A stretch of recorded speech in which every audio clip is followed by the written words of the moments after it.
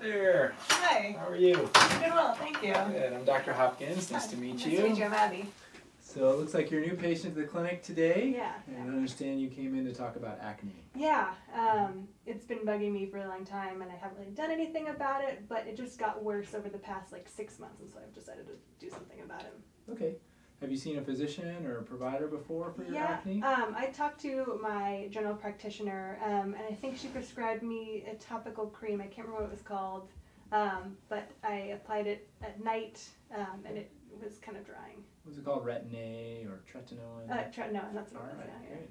And have you tried anything else on your own? Over-the-counter products or washes? Oh, yeah. Before that, I tried over-the-counter a Neutrogena, this wash, and then Clean and Clear, I think. So 2 of those. Okay, great. And did you have any problems with the over-the-counter washes? Were they drying or irritating, or did you tolerate those okay? I think those were fine. But I only use them once every 3 days, so. Okay. Yeah. And the nighttime cream, did you notice any benefit from it? You said it was a little irritating. Yeah,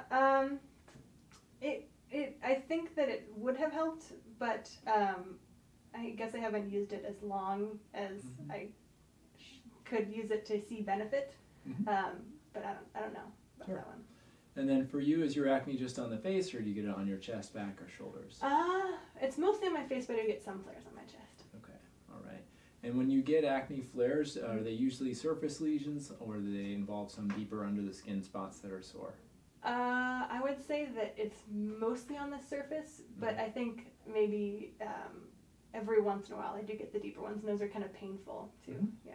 Do you notice whether those painful ones occur around your periods?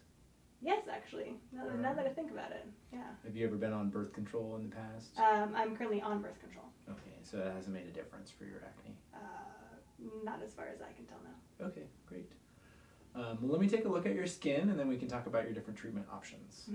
All right.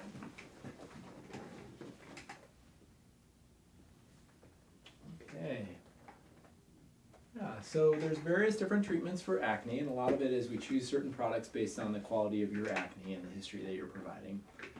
Given that a lot of your lesions are more surface lesions, the topical medicines, if we find the right ones and you're able to tolerate them, you might do quite well. And those topical medicines can include things like tretinoin, like you were on before, but there's some other options that we could try to see if you do better with them. In patients who get deeper lesions, especially the tender ones, the topical medicines may not be successful, and we may need to use an oral medication. Some women will benefit on birth control for their acne, but that clearly has not worked for you. So from an oral standpoint, our first-line treatments usually either include oral antibiotics or oral hormonal-based therapies in women, birth control, or an alternative medicine called spironolactone. Typically, in a patient like yourself, we may start with the oral antibiotic first and see how you do, and if that doesn't work, move on to other agents. So what I recommend we do for you for treatment is we'll start a topical medication at night called Differin Cream, or Adapalene is the generic for that. We'll have you start using it twice a week and work up to every night. In the morning, we'll have you start a lotion called clindamycin lotion. And given that you're getting the deeper lesions, I'd recommend we start an oral medication called doxycycline. And that medication you can take initially twice a day until we see you back in about 3 months. It'll take some time to see benefit. There are some side effects to the doxycycline, which we will review with you. We'll give you a handout on that, but they chiefly involve sun sensitivity, some stomach upset if you take it on an empty stomach, and then it can cause some heartburn if you regurgitate the medicine. So you have to stay upright for about half an hour after the medications. The topical medicines, the only limitation really is the nighttime one being drying, which most people get accustomed to over time. So we'll get those therapies started, and we normally plan on seeing you back in 3 months. Do you have any questions about that or concerns? Is the one that I'm supposed to apply in the morning, is that supposed to be drying? That one's not drying typically, so most patients tolerate that just fine. Okay. And for the oral medication, should I be worried about anything else? I think I'm a little concerned about taking oral medication. So I'm not sure I want to do it. Sure. So we can always start with the topical medicines first, and give them the 2 or 3 months, and if we're not seeing results, we could reconsider the idea of oral medications. So if you feel more comfortable with that, that would be an option.